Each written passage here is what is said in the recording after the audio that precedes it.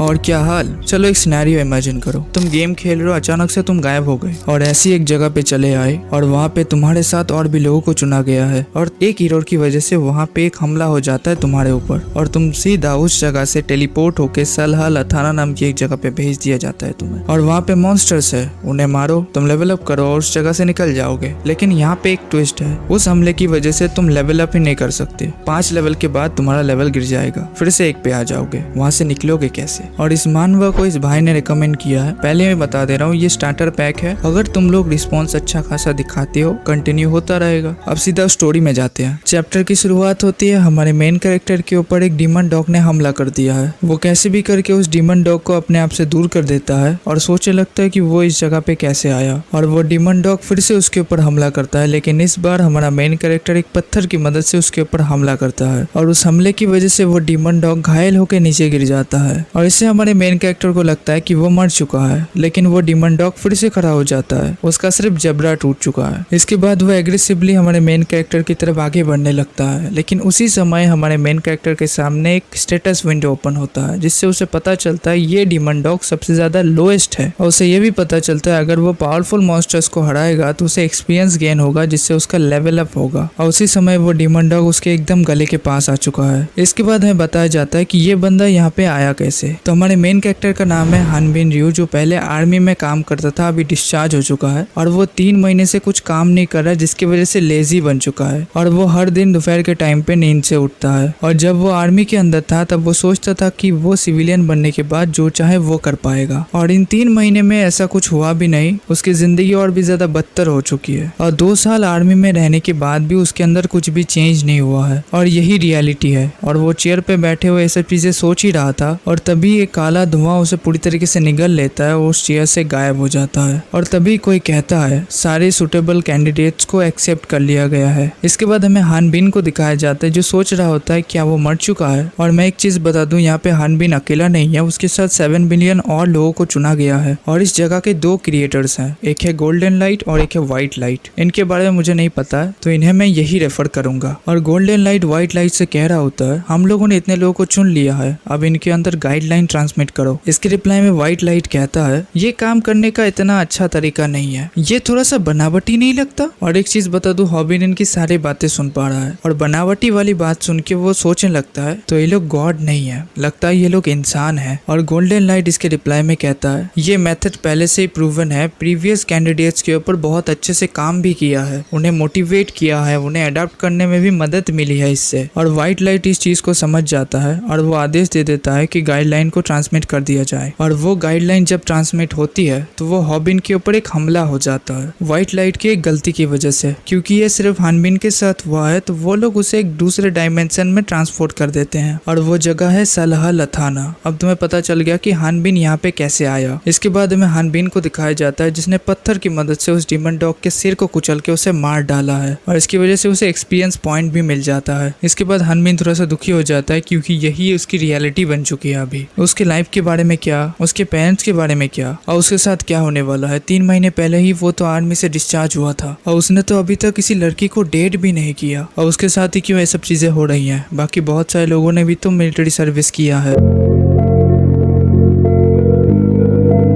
इसके बाद तभी उसके सामने एक पॉपअप वार्निंग आती है कि सलहा लथाना में उसकी सर्वाइविंग पॉसिबिलिटीज हैं सिर्फ 5% उसके करंट एबिलिटीज के साथ। इसके बाद तभी उसके सामने और एक पॉपअप आता है कि वो चाहे तो यहीं पे हार मान सकता है और वो मर जाएगा। और ये देखने के बाद हानबिन सोचने लगता है उन कमीनों ने मुझे किडनैप किया, एक परफेक्टली हेल्दी पर्सन को किसी एक ऐसे अनदर वर्ल्ड में ड्रॉप कर दिया और मुझे अचानक से ये कह दिया कि मॉन्स्टर्स को मारो, एक्सपीरियंस गेन करो और लेवल अप कर जाओ। और हानबिन उस पॉपअप को क्लिक करने के लिए हाथ बढ़ाता है, लेकिन वो उसे हटा देता है और वो कहने लगता है तुम मजाक कर रहे हो मेरे से, अगर मैं यहाँ पे सुसाइड कमिट भी कर लेता तुम लोग मुझे घर नहीं भेजोगे। इसके बाद वो सोचने लगता है मुझे अपने आप को शांत करना पड़ेगा, वो लोग हमें घर भेजने के लिए कभी किडनैप नहीं करेंगे हमारे मरने के बाद भी। इसे मैं पसंद करता हूँ या फिर नहीं, अगर मैं यहाँ पे मर जाता हूँ तो सब खत्म ही हो जाएगा, मुझे सिर्फ यहाँ पे सर्वाइविंग करने के लिए कॉन्सेंट्रेट करना पड़ेगा और एक रास्ता ढूंढना पड़ेगा यहाँ से निकलने के लिए। और हानबिन की ये सोचने की वजह से उसका जो सर्वाइविंग कॉम्बैट एबिलिटी है वो एक्टिवेट हो जाता आता है और उसे एक क्लास चुनने के लिए दिया जाता है। और पहले उसे जो क्लास दिखाई जाती है वो है वॉरियर क्लास। और उस क्लास को देख के हानबिन सोचता है ये क्लास मजेदार है जब हम लोग वीडियो गेम खेल रहे होते हैं, लेकिन रियल कॉम्बैट के अंदर मैं मॉन्स्टर्स के सामने कुछ भी नहीं हूँ। इसके बाद उसे एक विज़र्ड क्लास दिखती है जो उसके लिए बहुत ज्यादा सेफेस्ट है क्योंकि वो लॉन्ग डिस्टेंस से हमला कर पाएगा। और वो उसी क्लास को चुनता है लेकिन रिजेक्ट हो जाता है क्योंकि उस क्लास के लिए उसे जो टैलेंट्स चाहिए वो उसके पास नहीं है। इसके बाद वो मैजिक स्वार्ड्समैन नाम का और एक क्लास चुनता है लेकिन उससे भी रिजेक्ट हो जाता है। और भी कुछ क्लासेस को वो चुनता है लेकिन उससे भी रिजेक्ट हो जाता है। और लास्ट में बचता है वॉरियर क्लास, उसे वो चुनता है, उसके लिए सिलेक्ट भी हो जाता है। इसके बाद उस क्लास से उसे एक वेपन चुनने के लिए कहा जाता है। वो चुनता है एक भाला क्योंकि उससे लॉन्ग रेंज से हमला किया जा सकता है, पर उसे मिलता है एक लॉन्ग स्वॉर्ड और उसे देख के वो हैरान हो जाता है। वो कहने लगता है मैंने तो लॉन्ग स्पीयर चुना था,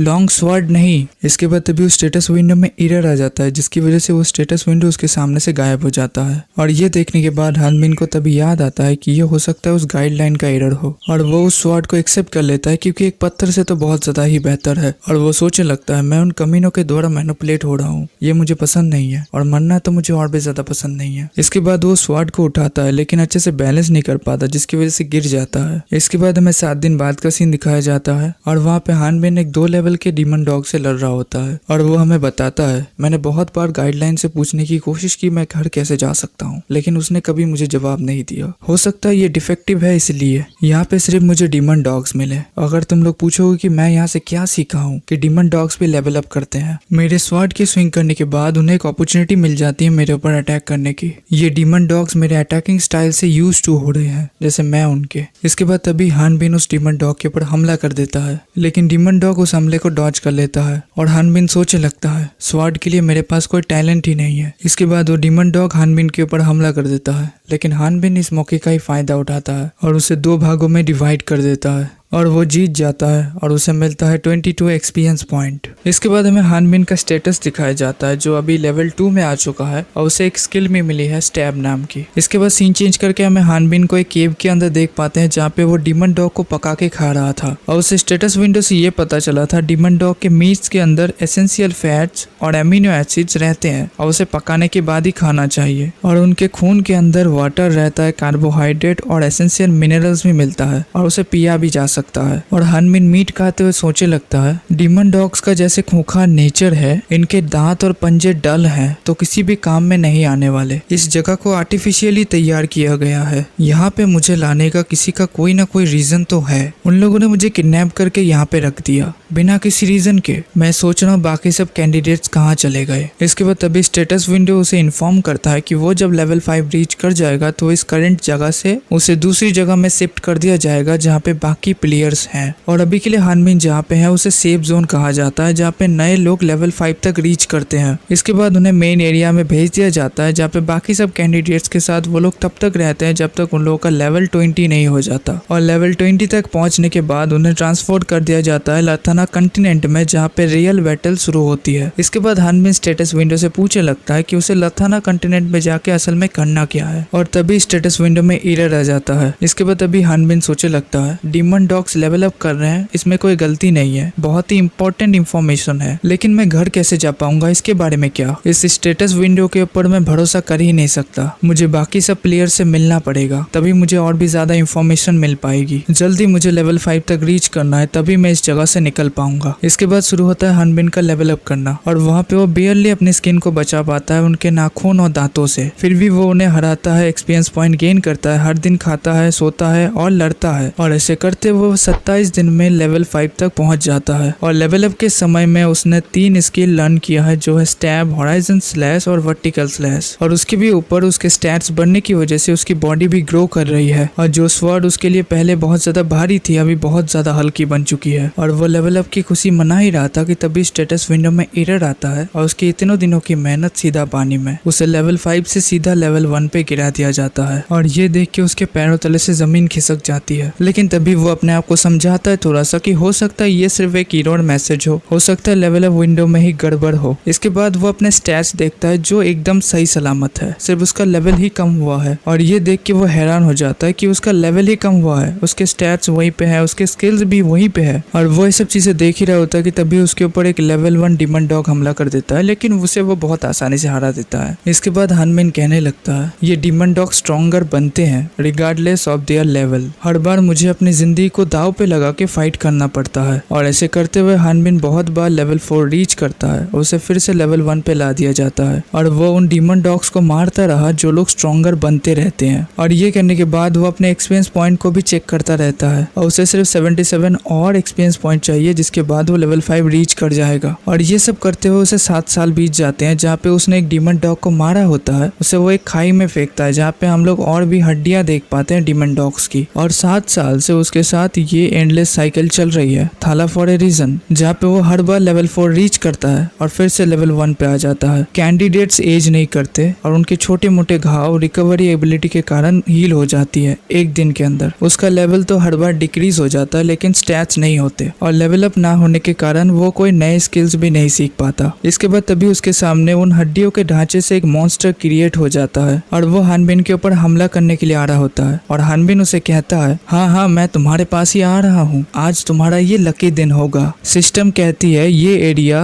कैंडिडेट्स को मदद करती है स्ट्रॉन्गर बनने में, लेकिन ऐसा है ये बनाया गया है हमें मार डालने के लिए। जो भी हो इसे क्या सेफ कहा जा सकता है? वेल जो भी हो it's all the same for me. इसके बाद सीन चेंज करके हमें व्हाइट लाइट को दिखाया जाता है जो कह रहा होता है guideline transmission to candidates complete. और जो 5th वर्चुअल वर्ल्ड है जिरेन लथाना वो एक्टिवेट हो चुका है। और अभी मैं सोचूं तो मैं 5th जनरेशन से भी यूज टू हो चुका हूँ। प्रीवियस वर्ल्ड को क्लियर करने के लिए ज्यादा से ज्यादा 1 साल ही लगा था। मैं ऐसा करता हूँ उस ग्रुप के अंदर और कुछ कैपेबल कैंडिडेट्स होंगे। और वो जब चेक करने जाता है तो वहाँ पे उसे एक पास्ट वर्ल्ड दिखता है और उसमें से सिर्फ उसे एक ही कैंडिडेट मिलता है जो है हमारा हानबिन रियू। इसके बाद हमें हानबिन को दिखाया जाता है जो अपने घर आ चुका है और वो अपने बेड पे सोया हुआ था। इसके बाद तभी उसके सामने स्टेटस विंडो का डिंग डोंग चालू हो जाता है और वहाँ पे लिखा हुआ था आप क्या हार मानते हो, मर जाना चाहोगे? और तभी हानबिन उठ जाता है और हमें पता चलता है कि ये हानबिन का एक सपना था। और ये सीन है 10 साल बाद का जहाँ पे हानबिन फिर से लेवल 1 पे आ चुका है और इससे वो बहुत ज्यादा डिप्रेस्ड भी हो जाता है। और हानबिन तभी अपनी जिंदगी को खत्म करने के लिए जा रहा होता है लेकिन वो रुक जाता है। वो फिर से खड़ा होता है और वो कहता है मैंने इसके बारे में बहुत बार सोचा है, अगर मैं यहीं पे अपने आप को मार डालूंगा क्या इसकी कोई गारंटी है कि मैं घर जा पाऊंगा? और ऐसा ना भी हो, ऐसे जीते रहने के बजाय क्या मर जाना बेहतर होगा? वेल जो भी हो मैं तो मरने ही वाला हूँ। और ये कहने के बाद वो एक डिमन डॉग के ऊपर हमला कर देता है। इसके बाद हमें और कुछ सालों बाद का सीन दिखाया जाता है जहाँ पे हानबिन ने पूरा अपना एक घर बना लिया है। इसके बाद हानबिन हमें बताता है कि 10 साल बाद से उसने और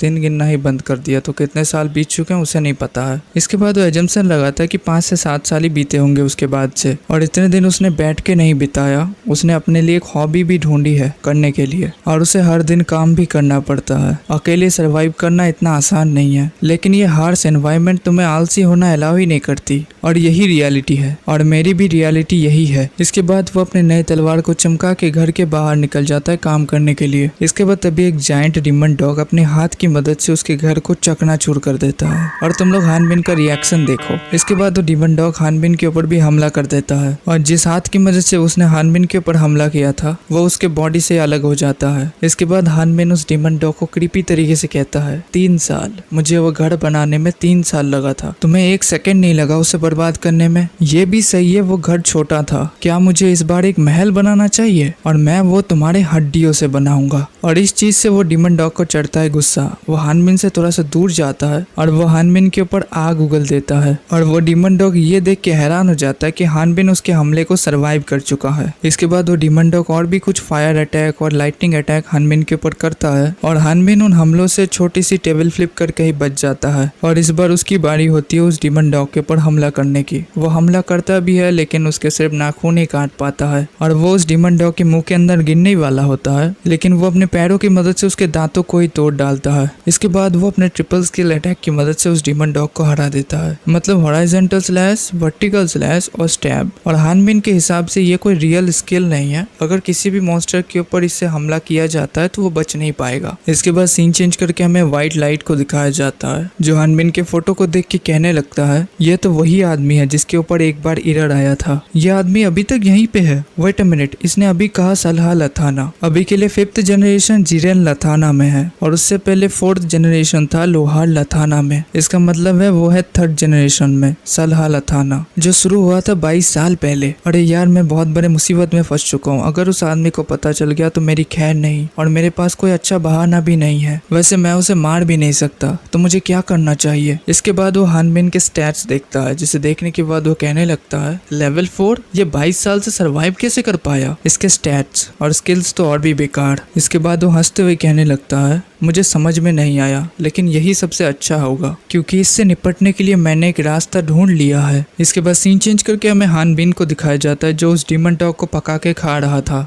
और वो कहने लगता है लेवल 4 रीच करना मेरे लिए अभी बहुत ज्यादा आसान बन चुका है। इसके बाद वो अपने एडिशनल स्टैट्स को देखने लगता है और खाना एंजॉय करते हुए कहने लगता है मुझे और कितने दिन यहाँ पे रहना पड़ेगा? नहीं, ऐसा नहीं है, मैं जितने दिन जिंदा रहूंगा तब तक ही रह पाऊंगा। मैं एक ना एक दिन इस जगह को छोड़ के जाऊंगा ही। चलो पॉजिटिवली सोचते हैं। इसके बाद व्हाइट लाइट को दिखाया जाता है जो इस डायमेंशन को ही खत्म कर रहा था, और वो कहने लगता है अगर मैं ऐसे इसके साथ निपटूंगा तो हो सकता है कुछ प्रॉब्लम्स आ जाए। लेकिन इसके बाद अभी हानबिन के सामने एक नोटिफिकेशन आता है कि सलहा लथाना खत्म हो चुका है, और व्हाइट लाइट कहने लगता है मैं इस आदमी के जितने भी रिकॉर्ड्स हैं उन्हें इरेज कर दूंगा। वैसे भी उसका लेवल 4 है। लथाना कॉन्टिनेंट में जाके वो इमीडिएटली मर जाएगा। इसके बाद तभी हानबिन उस जगह से टेलीपोर्ट होने लगता है, और तभी व्हाइट लाइट कहने लगता है जाओ लथाना कॉन्टिनेंट में जाके गायब हो जाओ। इसके बाद सीन चेंज करके हमें लथाना कॉन्टिनेंट में दिखाया जाता है जहाँ पे एक लाइटनिंग चमकती है, मतलब हानबिन वहाँ पे पहुंच चुका है। और उसी जगह में हमें केव के अंदर एक ड्रैगन को दिखाया जाता है जो कह रही होती है वो लोग आना बंद नहीं करेंगे, अदर वर्ल्डली डीमंस। तो वीडियो में यही तक रखते हैं। 3 चैप्टर मैंने कंप्लीट कर दिया है, और अगले वीडियो में बहुत ज्यादा मजा आएगा क्योंकि हानबिन एक गिल्ड में जाके अपने आप को रजिस्टर भी करवाएगा, इस ड्रैगन से भी लड़ेगा, और उसकी जर्नी भी कंटिन्यू होगी। तो अगर तुम लोग को वो वीडियो का नोटिफिकेशन चाहिए तो सब्सक्राइब बटन में क्लिक करो, लाइक कर देना। और अगर तुम लोगों ने बाकी सब मैनेजर गेम्स के वीडियोस को नहीं देखा है तो यहाँ पे जाके क्लिक करके देख सकते हो, और अगर तुम लोगों ने लोकेशन के बाकी वीडियोस को नहीं देखा है तो यहाँ पे जाके देख सकते हो। मैं तुम्हें वहीं पे मिलूंगा।